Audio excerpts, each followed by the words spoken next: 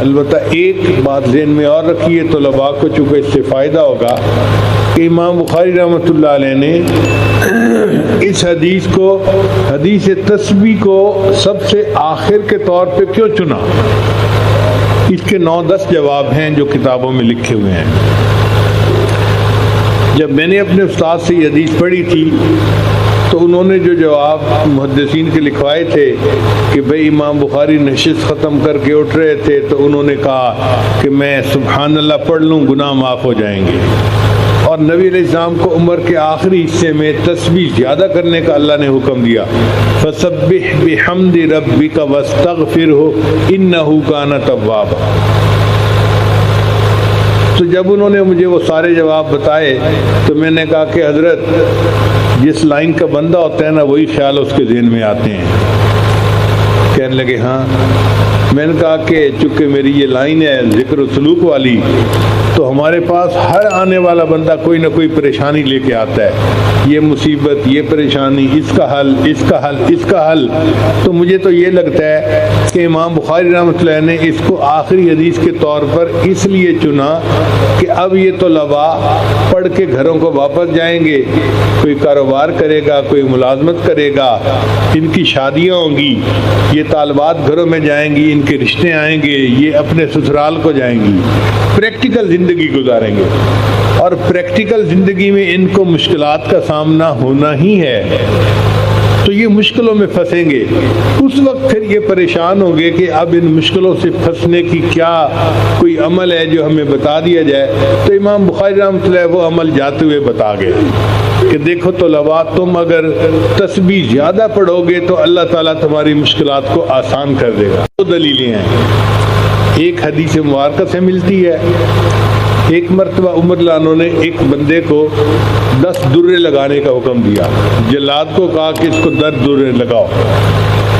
اب جلاد نے جب اس کو پہلا درہ لگایا نا تو اس بندے نے کہا سبحان اللہ، یعنی اس وقت کے مجرم بھی ایسے تھے کہ جو چوٹ پڑنے پر اول فال نہیں بکتے تھے، اللہ کا ذکر کرتے تھے۔ تو جب اس نے ایک جو ہے نا درہ لگایا تو مجرم نے کہا سبحان اللہ، تو حضرت عمر رضی اللہ عنہ کا دل پسیج گیا۔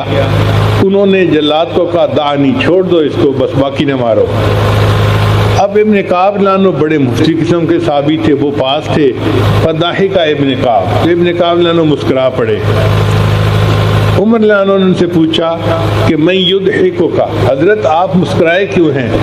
وہ کہنے لگے کہ میں حیران اس بات پہ ہوں کہ سبحان اللہ نے اس بندے کی سزا میں تخفیف کر دی، تو سبحان اللہ بندے کی سزا کو چھوڑا کروا دیتا ہے۔ یہ تو حدیث پاک سے اس کی دلیل ہے، اور قرآن پاک سے اس کی دلیل یہ ملتی ہے کہ حضرت یونس علیہ السلام اللہ کے منشا سے مچھلی کے پیٹ میں چلے گئے۔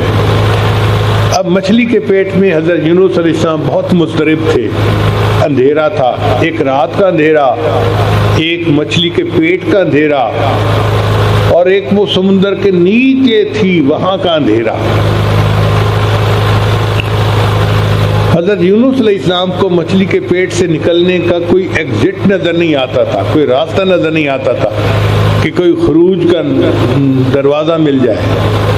اب اس اندھیرے میں جب کوئی امید نظر نہیں آتی تھی، حضرت یونس علیہ السلام نے اللہ کی تسبیح بیان کی، لا الہ الا انت سبحانک انی کنت من الظالمین، اور اس تسبیح کی برکت سے اللہ نے ان کو مچھلی کے پیٹ سے نجات عطا فرمائی۔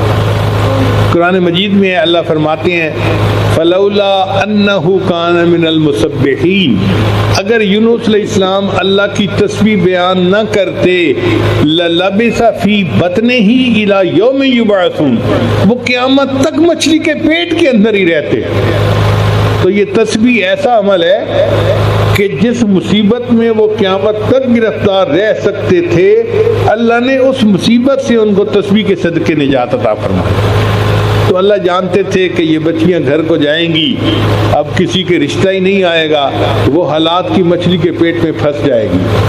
تعلیم مکمل ہو گئی ہے، ماں باپ چاہتے ہیں بچی کی شادی کریں، رشتہ ہی نہیں آ رہا، اب اب بچی خود تو کچھ نہیں کر سکتی، وہ حالات کی مچھلی کے پیٹ میں بیچاری پھنس گئی، کیسے نکلے اس کو عمل پڑھنے کی ضرورت ہے۔ تو امام بخاری نے بتا دیا کہ تم عالمہ ہو، عملیات والوں کے پیچھے بھاگنے کی کوئی ضرورت نہیں، سبحان اللہ کی کثرت کرو گی، اللہ تمہیں بھی حالات کی مچھلی کے پیٹ سے نکال دیں گے۔ یا یہ عالم ہے، یہ پڑھ کے گیا، اس نے کاروبار شروع کیا اور قرضہ سر پہ یکدم چڑھ گیا، نقصان ہو گیا۔ اب کئی لوگ قرضے کی مچھلی کے پیٹ میں ایسا پھنس جاتے ہیں، نکل ہی نہیں پاتے۔